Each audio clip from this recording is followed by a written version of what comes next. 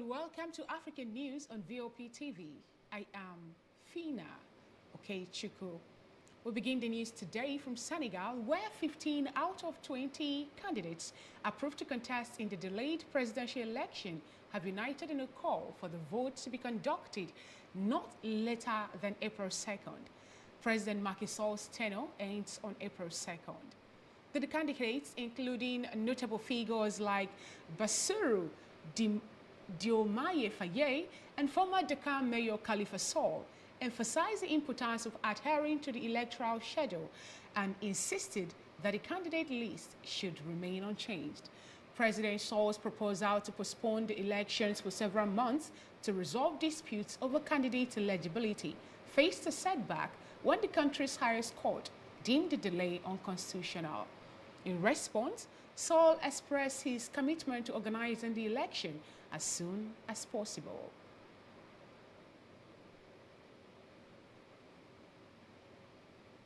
Still in Senegal, the Justice Minister Assisat Tall Sall has announced the release of nearly 400 protesters from prison.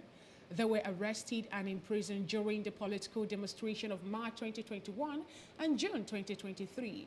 Ms. Sall did not indicate whether opposition leader Ousmane Sonko and presidential candidate Bassirou Diomaye Faye would be released. The minister said the release of the political prisoners was aimed at easing tensions in the country. Political demonstrations in Senegal have often resulted in arrests and deaths. Meanwhile, extremist rebel group in Eastern Democratic Republic of Congo, the Allied Democratic Forces, ADF, have killed at least 24 civilians in separate attacks this week, according to local authorities and a civil society group. The ADF rebel, who have linked to the Islamic State group, killed 13 people in Mbassa territory, Ituri province, on Tuesday, said Christophe Muyanderu, Convention's coordinator for the Respect for Human Rights. Most of the victims were killed in their homes, he added. Colonel Charles Ehuta Omeonga, the region's administrator, says in neighboring North Kivu province that the ADF killed at least 11 people with machetes and guns in Beni territory on Monday.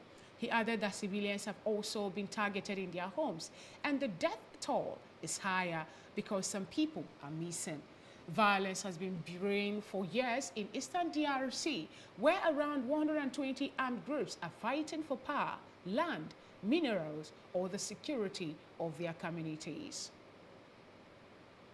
6 rebel leaders in Democratic Republic of Congo have been sanctioned by the United Nations amid violence in the country's east. The sanction includes armed embargo and travel ban and asset freeze. The announcement followed a UN Security Council meeting on Tuesday aimed at discussing the dire security situation in DR Congo.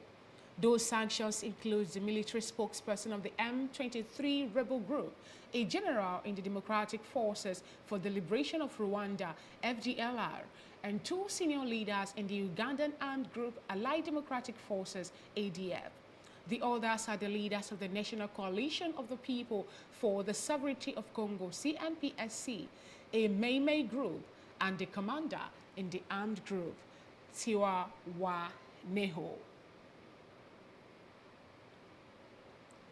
Jean-Michel Sama Lokonde, the Prime Minister of the Democratic Republic of Congo, has announced his resignation from office. According to a statement from the country's presidency, President Felix Tshisekedi accepted Mr. Lokonde's resignation. The statement added that President Tshisekedi has asked Mr. Lokonde's government to continue with its duties until a new government is established. In the DR Congo, the government is headed by the Prime Minister. His resignation comes amidst the security situation in the country, where many persons have been displaced as a result of attacks by the M23 rebel groups. The United States wants Rwanda and Congo to work back from the brink of war. The U.S. warning follows the Rwandan Foreign Ministry's rejection of U.S. call for the withdrawal of its troops and surface-to-air missile system from eastern Congo. The warning also comes amidst a looming conflict between the 2 African neighbors. The U.S. Deputy Ambassador Robert Woods delivered the warning at an emergency meeting of the UN Security Council called by Francis as violence worsened in Congo's mineral-rich east, which borders Rwanda. Woods said Rwanda and Congo, along with the regional actors, should immediately resume diplomatic talks, saying that regional diplomatic efforts, not military conflicts, are the only path towards a negotiated solution and sustainable peace in the region. You're watching the African News on VOP TV. More stories after the break. Stay with us.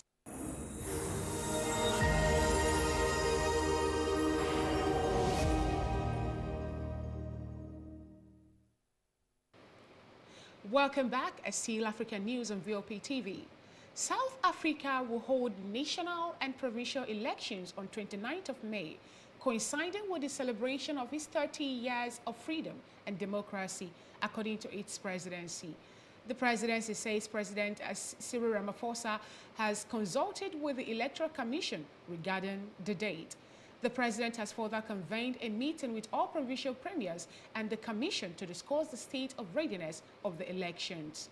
Voters will be electing a new National Assembly as well as the provincial legislatures in each of the country's 9 provinces.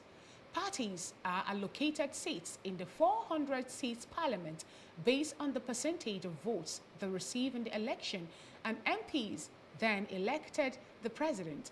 Mr. Ramaphosa is seeking a second term as president of South Africa. A court in South Africa has dismissed a bid by the main opposition party, the Democratic Alliance, to declare the governing African National Congress, ANC, controversial, the policy to deploy its cadres to key state institutions as unconstitutional. The DA argued that the policy undermined the independence of state institutions and fueled corruption, but the High Court in Pretoria ruled against the party. The ANC has long argued that the policy is aimed at bringing about racial transformation in South Africa following the end of apartheid in 1994. The DS said it will appeal against the ruling. The court battle came as political parties geared up for national and provincial election set for May 29, 2024. Still in South Africa, they've accused Israel of apartheid against Palestinians. It says Israel's occupation of the land sought for a Palestinian state is unjust, a claim Israel rejects. South Africa argued the point at the second-day hearing at the International Court of Justice in The Hague.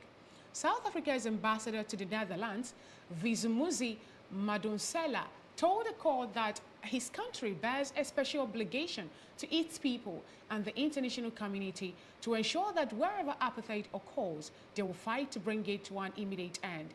Israel sent a written submission to the court last year in which it argues that the questions put to the court are prejudiced and fail to recognize Israel's right and duty to protect its citizens, address Israeli security concerns, or acknowledge past agreements with the Palestinians.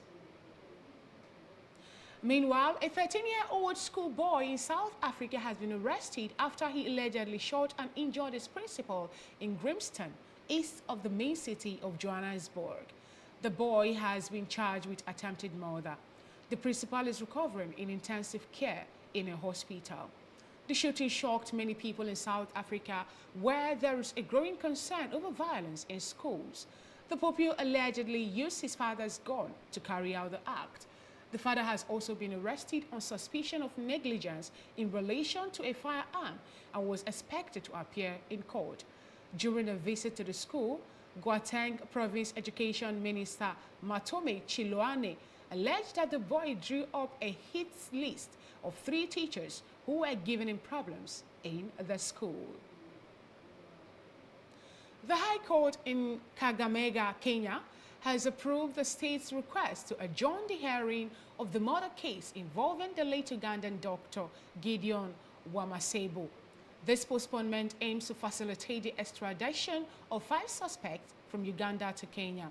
In addition, the court has granted an SH1 million bond to Kevin Satome, another suspect who has been held at Kakamega main prison remand since February of the previous year. To ensure the convenience of a substantial number of witnesses from Uganda, the court has scheduled a 3-day marathon hearing. The prosecution had initially taken a firm stance on proceeding with the case in the absence of the 5 suspects, but shifted strategy, which led to the decision to await their extradition. However, authorities in Kenya have arrested 4 police officers at the raid of a house where 37 Ethiopians were being held, about 16 kilometers from the capital, Nairobi. The officers are suspected of aiding a human smuggling and trafficking operation. The Ethiopians told Kenyan authorities that they were en route to South Africa in search of better lives. Privately owned, the Star newspaper reported. A search is underway for owner of the house and other members of the smuggling team. According to the United Nations Migration Agency, International Organization for Migration, Kenya is a common transit route for Ethiopian migrants attempting to illegally enter South Africa. Zimbabwe has begun an emergency campaign to inculcate more than 4 million children against polio. This is after health authorities detected 3 cases caused by rare mutation of the weakened virus used in oral vaccines, including a 10-year-old girl who was paralyzed in January. The health ministry said laboratory tests from samples collected from sewage sites in several areas of the capital in Hillary late last year show the presence of a mutated polio virus that originated in an oral vaccine used in global eradication effort. The number of polio cases globally has dropped by more than 99% since the global effort to wipe out the disease led by the World Health Organization and others began in 1988. But the majority of children being paralyzed by polio these days are being crippled by a virus that was originally likened to a vaccine. You are still watching the African News on VOP TV. Sports stories after the break. Stay with us.